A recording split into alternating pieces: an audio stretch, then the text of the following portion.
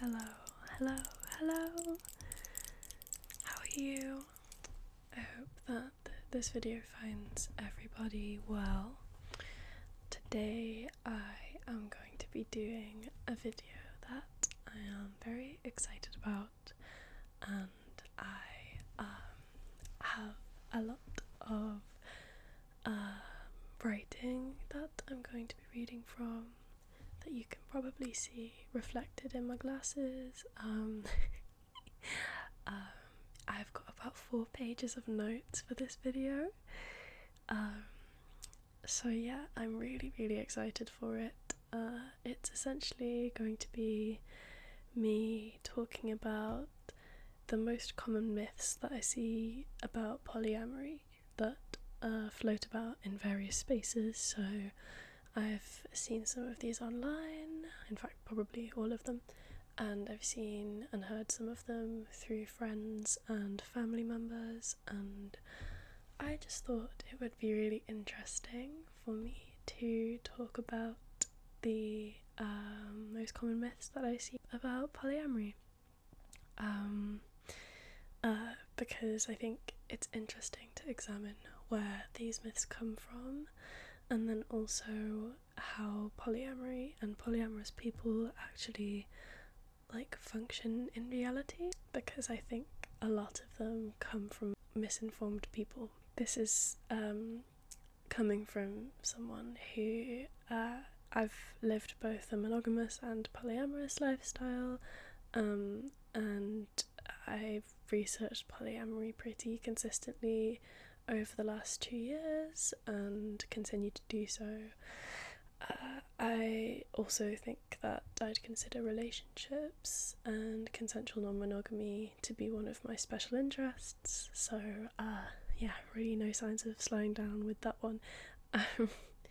So I feel like I consider myself pretty qualified to talk about it on a basis like this one, and I think this video will be both informative and entertaining, especially for poly people, but for everybody really who has any interest in hearing soft-spoken talking about polyamory and misconceptions about it. So with that said, I hope that you enjoy this video, and let's get started. I also wanted to do a very quick poly dictionary session with you all, because there are some terms that I'm going to mention that you might not be familiar with, and so I thought I would quickly just run through some terms for you. Consensual non-monogamy, or CNM. This is an umbrella term. It's used to describe relationship structures that are not monogamous in nature, and they have obviously, as the name suggests, been consensually agreed to. So this is not cheating. Cheating is not consensual non-monogamy, because people do not consent to be cheated on. Polyamory is the ability to simultaneously be in multiple loving relationships with the consent and knowledge of everyone involved. Open relationships are relationships where the couple are romantically but not sexually exclusive. Play refers to sexual intimacy, and I am including this just because I figure the word play might be a bit better for the YouTube algorithm than anything that's more overtly erotic, or yeah, so that's why I'm including that one. Metamor is the partner of a partner.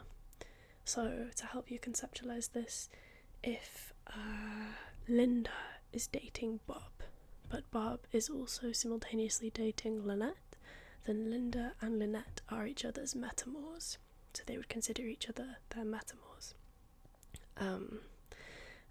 Hinge partner refers to someone who's dating 2 people at once. So in the prior example, Bob is the hinge partner between Linda and Lynette.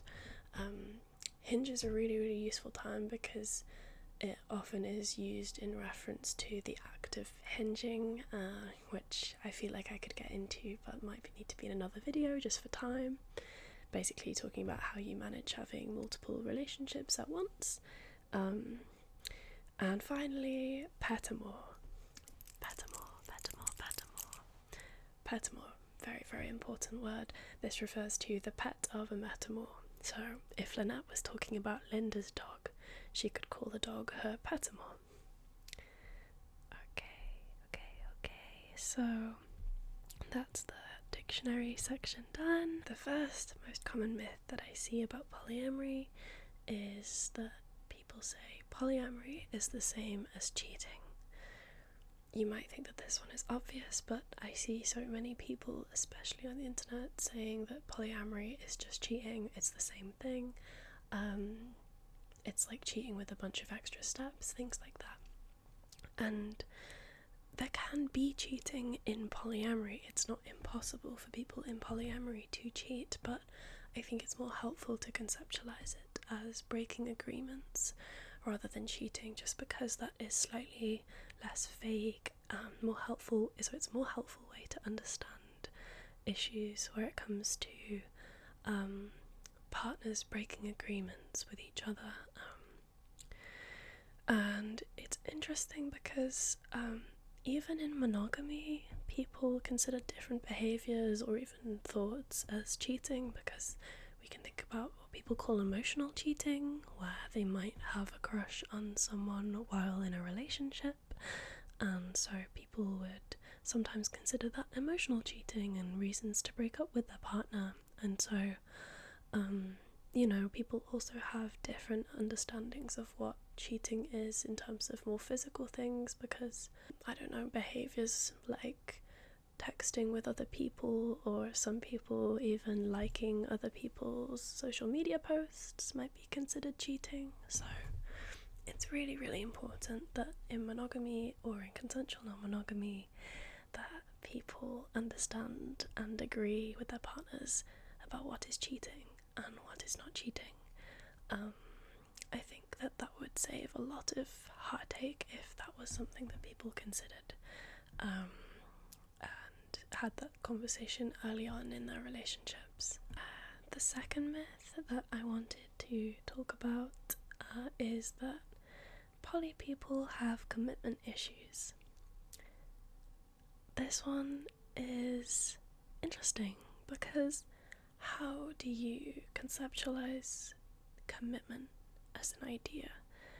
For monogamous people, this might hinge on having emotional and sexual exclusivity, but there are many other very meaningful ways that people can show commitment to a partner that doesn't have to involve this kind of conceptualization of commitment, like regular date nights with a partner that you keep, promises that are followed through on, supporting your partner when they're struggling and celebrating their successes, and things like open, honest communication. I think that the idea of poly people having commitment issues definitely links into some of the other myths that exist about polyamory. This idea might be made worse when people have bad experiences with people who identify as poly, like enforce this sort of generalised notion that poly people are really bad at committing.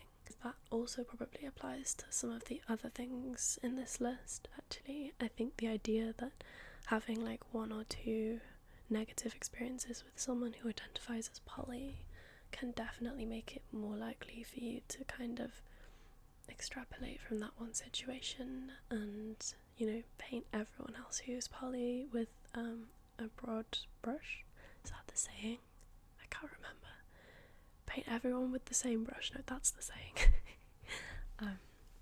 But yeah, I think that it is really interesting to hear what people think of as defining commitment for them. The next myth that I commonly see about polyamory is that polyamory is always initiated by men. And this myth, which is specifically about heterosexual relationships, says that men are always the ones to suggest polyamory to their partner, to their girlfriend or wife. And this is because of the stereotype that men are more likely to struggle doing monogamy.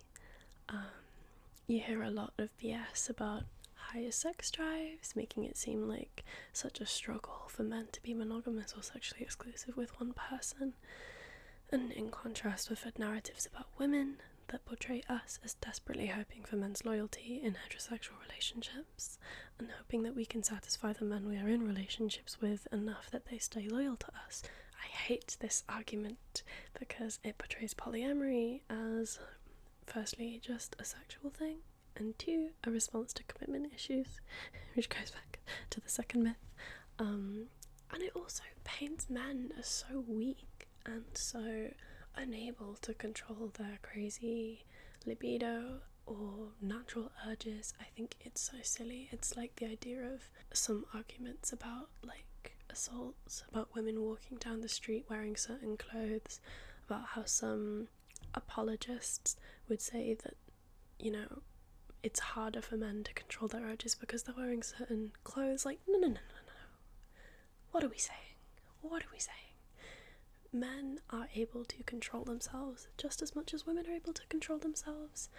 And I think any argument that says otherwise is deranged. So that's just my thoughts on that one.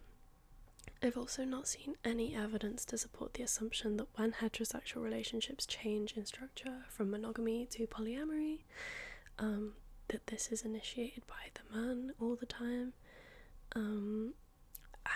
In my experience, this has not been the case.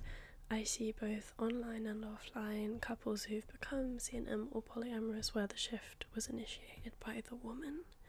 And oftentimes I think this shift is actually something that happens mutually, and it's something that gets talked about for a long time. I mean, you would hope it's something that's talked about for a long time anyway, because it's quite a big significant shift, right? I think it's very silly, the idea that polyamory is always initiated by men. I think it just plays into those stereotypes that I talked about, and I really don't think that it is something that we should be entertaining or taking seriously. So when I see comments on, you know, posts of female creators online, whether openly polyamorous or consensually non-monogamous in some way, and the comments are like, how did he get you to agree to this?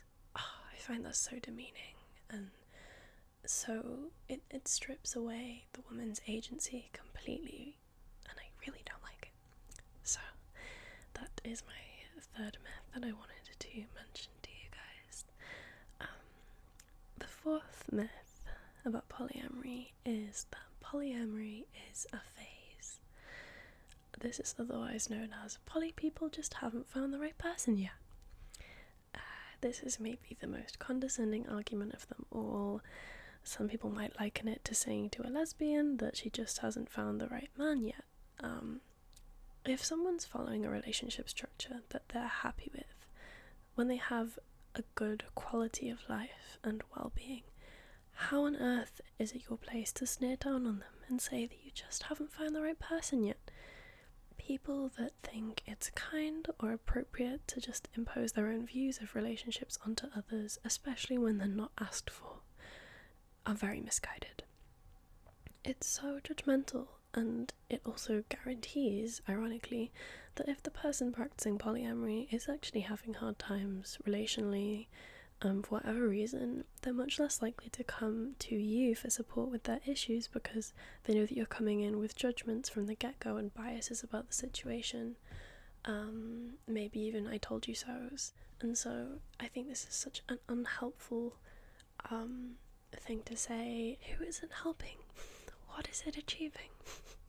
If you truly believe this about polyamory, and I have seen so many relationships that prove that this is not the case, polyamorous relationships that have lasted for decades, would you tell this to other people? Why would you put this out there? It's so invalidating, so infuriating. Okay, this one is maybe the one that I've written the most notes about. The fifth myth about polyamory is relationships that open up never work out in the end. This myth is an interesting one because it is partially true. The transition from monogamy to polyamory is a huge one, and it requires a lot of work, and most couples won't survive it and will break up. But it's not true that it never works out. I know several people who were in previously long-term monogamous relationships who became polyamorous and are still together now, and this is also my own personal experience too. But let's think of a hypothetical couple that's opening up or considering opening up their relationship who might not survive the transition. The big question is why the couple are considering opening up. Is it because there is a big fundamental incompatibility that the couple has either ignored or cannot work through? Is the relationship stagnant because the couple have been together for years and forgotten to actually keep dating each other? Or maybe they've become more like roommates who function only domestically and not romantically. Do they feel like they've lost their spark? Are there built up feelings of resentment that haven't been communicated over years and years and years? Have one or both of them silently checked out of the relationship, but they don't want to end it because of the sunk cost fallacy, or shared finances, property, or even children? If any of these reasons for wanting to open up apply to a hypothetical couple, and they're hoping to use polyamory as a plaster or a band-aid to keep the relationship functioning, then it's not going to work out. Polyamory will exacerbate the existing problems and not get rid of them. People that are in situations like this hypothetical couple think they need a plaster to fix their relationship, but they actually need to just break up with their partner.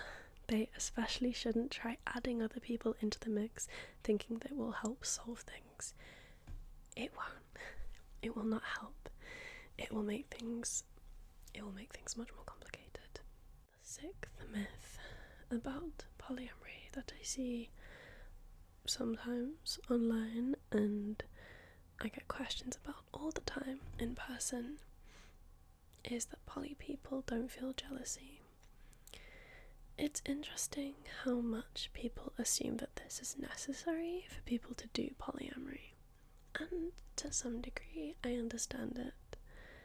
Jealousy is a really complicated emotion to handle and it feels really unpleasant, but it's not that poly people don't sometimes feel jealousy about what their partner is doing. They just have experience and skills in knowing how to handle it better. I'll just say for now that essentially jealousy is a helpful emotion, and over time in healthy relationships you can definitely get better at handling it and take steps to manage and decrease it. So yeah, that's my sixth myth about polyamory. Sixth. That's really hard to say. Now, my seventh myth about polyamory. Oh my goodness, drives me nuts. Seventh myth is that poly people are all promiscuous. Firstly, what about ace or demisexual poly people? Like, do you think that these people just don't exist? And also, some people with lower libidos are polyamorous as well, and these people often can enjoy their partner's freedom because it takes away their own internal sense of pressure about intimacy, because they know that their partner can see other people to meet that particular need. And also, like some monogamous people, when they're dating, like some poly people have internal rules about intimacy in terms of not having it until a certain number of dates because they don't particularly want to feel used in some cases. It's exhausting. It's exhausting to deal with. I had someone once send me a message on a dating app, and it was in response to me saying that I was poly and pan, as in pansexual. And the person's message said So you must have a really high libido then.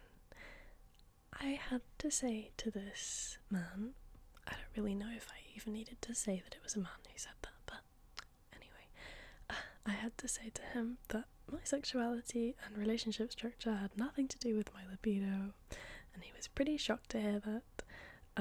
He definitely got the very awful pickup line from this myth that poly people had crazy libidos and were promiscuous. Anyway, I unmatched from him very soon afterwards. So, the 8th myth about polyamory that I wanted to share is that poly people love group play. Now, this is a huge generalization about all people practicing polyamory, which I think is very, very unfair. Just as some monogamous people fantasize about group play, it is a some but not all situation. In fact, polyamory, it can mean that group play can be quite complicated, and whenever group play happens in any relationship structure, it can just require a lot of self-awareness and good knowledge of boundaries and ability to enforce them. Especially in polyamory, if the group play involves two metamors or some type of relationship like that, it can turn into what we call lap-sitting polyamory, where metamors can have intimate relationships with each other, which obviously requires a really, really good handle of boundaries and expectations and agreements. So, the idea that all poly people just love group play is really, really interesting. I also know several poly people for whom they are distinctly not interested in this kind of thing, and I'm sure that there are many people like that out there. So, again, the generalizations, I really can't. Now, the 9th myth about polyamory is that polyamory is a cult. I have to laugh at this one. There actually is some dark stuff that I will mention just about real cults, because I think it's important to talk about. So, unfortunately, some cults, like real cults, have preached ideals of polyamory or consensual non-monogamy. I'm thinking especially of cults who talk about the idea of free love, but in reality, these cults actually practice manipulation and abuse. Now, consent, which is the foundation of consensual non-monogamy, was actually rarely emphasized in these scenarios. Sometimes these cults would even partake in child abuse and child sexual exploitation, or CSE, where the ideas of free love or open marriages would be used to mask these hideous practices of abuse of children. CNM and polyamory could not be further from these horrific practices. The most important part here is that cults involve a lot of mind control, a lot of intentional manipulation and social engineering, and I think that they don't emphasize the consent part in a way that people who actually practice polyamory and do it ethically would do. So it's difficult. And then on a lighter note, there is also the stereotype of poly people wanting to start a commune with their polycules and chosen family and live all together, on a farm. But this is not just unrealistic, but for the vast majority of poly people, it's also not actually desired either. There are so many different relationship styles within polyamory, ways of doing polyamory. As we already mentioned, there is lap-sitting polyamory, but at the other end of the spectrum, some poly people practice parallel polyamory, where they hardly ever meet their metamors. They focus just on the people that they themselves are dating, and they don't want to hang out with their metamors very much, or if, at all. And some people practice garden party polyamory, where they mostly hang out in separate dyads or couples, and they might come together for certain events, like a birthday or something like that, but most of the time they're separate. And some people also practice something, it's often abbreviated to DADT, or don't ask, don't tell, but I personally wouldn't consider this a form of polyamory, because the whole idea of don't ask, don't tell, where couples don't tell each other much about the person or people that they're seeing, and they try and keep it all hidden away, not just from the wider world but from each other. Yeah, this practice it's hard to consider it polyamory, for me at least, and I know that a lot of other polyamorous people feel this way, because it's hard to verify whether everyone involved actually enthusiastically consents to the arrangement at hand. It also means that relationships that practiced don't ask, don't tell usually shroud other connections in a lot of secrecy, which can feel really uncomfortable for the person getting involved, and they also might have a lot of unmanaged insecurity to offer you in a relationship.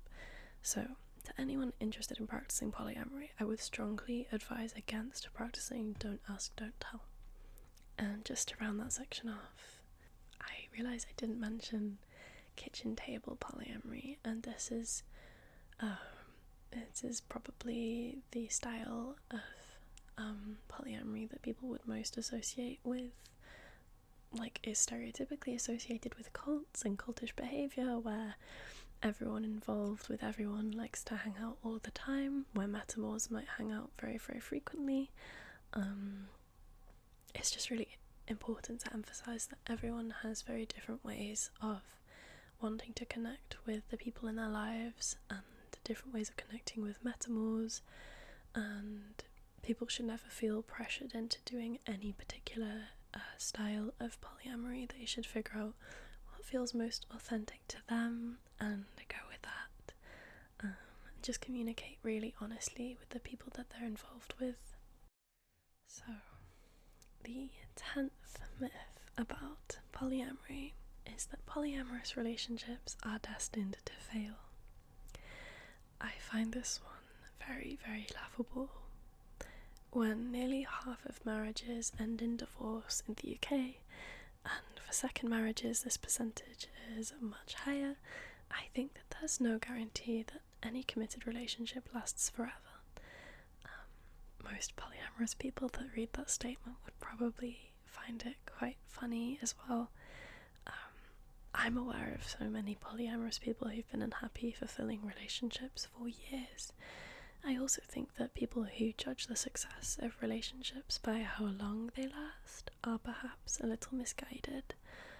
People can be in relationships that have lasted for decades but are deeply unhappy, unhealthy, or even abusive. And so this perception of relationships being doomed to fail because of the relationship structure that they follow is really interesting to me. I wonder what the person who, said this, because I saw this comment today online, so I was thinking of it specifically when I wrote this.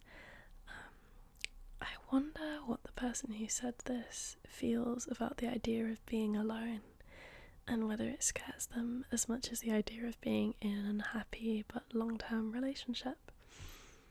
It reminds me a little bit about the finding that men would rather have bad intimacy than no intimacy at all, which I still find funny, if slightly saddening. So, that's the 10th myth about polyamory. Polyamorous relationships are destined to fail.